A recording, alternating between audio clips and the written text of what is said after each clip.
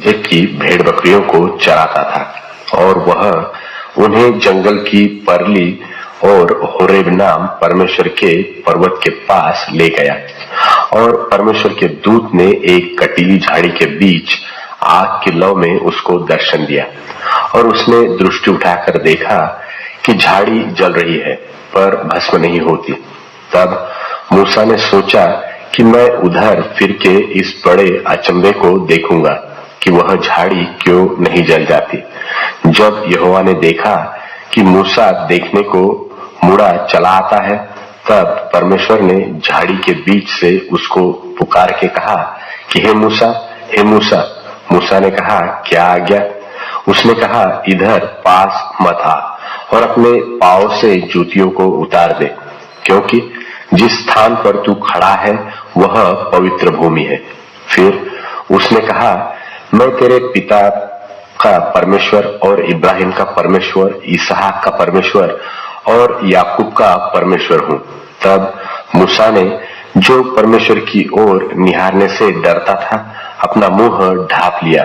फिर यहोवा ने कहा, मैंने अपनी प्रजा के लोग जो मिस्र में हैं, उनके दुख को निश्चय देखा है और उनकी जो चिल्लाहट परिश्रम करने वालों के कारण होती है, उसको भी मैंने सुना है और उनकी पीड़ा पर मैंने चित्त लगाया है।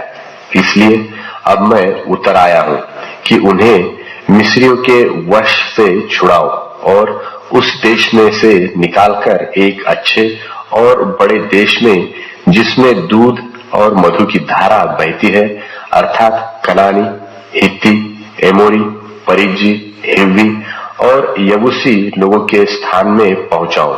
सो अब सुन, इस्राएलियों की चिल्लाहट मुझे सुनाई पड़ी है और मिस्रियों का उन पर अंधेर करना भी मुझे दिखाई पड़ा है। इसलिए आ, मैं तुझे फिरौन के पास भेजता हूं कि तू मेरी इस्राएली प्रजा को मिस्र से निकाल ले आए।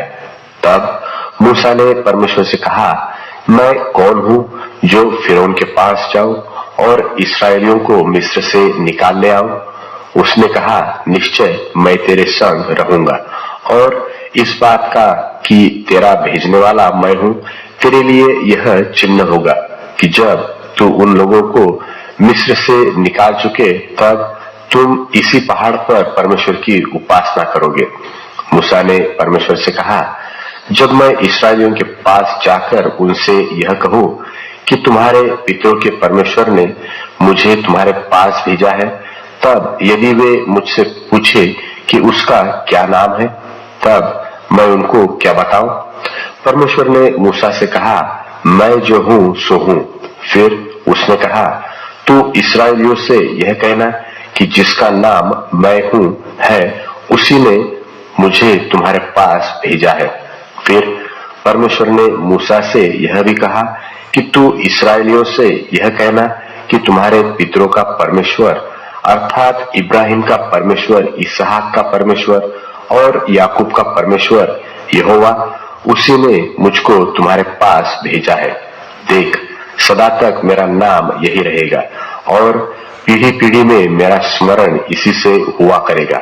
इसलिए अब जाकर इस्राएली पुरनियों को इकट्ठा कर और उनसे कह कि तुम्हारे पितर इब्राहिम, इसहाक और याकूब के परमेश्वर यहोवा ने मुझे दर्शन देकर यह कहा है कि मैंने तुम पर और तुमसे जो बर्ताव मिस्र में किया जाता है, उस पर भी चित्त लगाया है और मैंने ठान लिया है कि तुमको मिस्र के दुखों में से निकालकर कनानी, हित्ती, एमोरी, परिज्जी, हिव्वी और यबूसी लोगों के देश में ले चलूंगा, जो ऐसा देश है कि जिसमें दूध और मधु की धारा बहती है।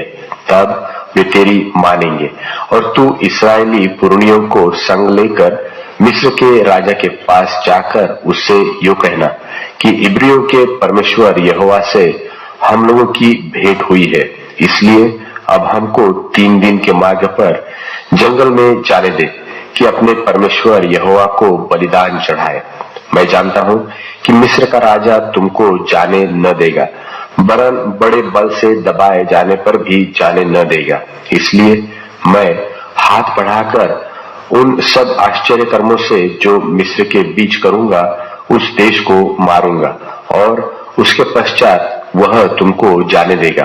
तब मैं मिस्रियों से अपनी इस प्रजा पर अनुग्रह करवाऊंगा और जब तुम निकलोगे तब छूछे हाथ न निकलोगे, वरन तुम्हारी एक एक स्त्री अपनी अपनी पड़ोसिन और अपने अपने घर की पाहुनी से सोने चांदी के गहने और वस्त्र मांग लेंगी और तुम उन्हें अपने बेटों और बेटियों को पहनाना।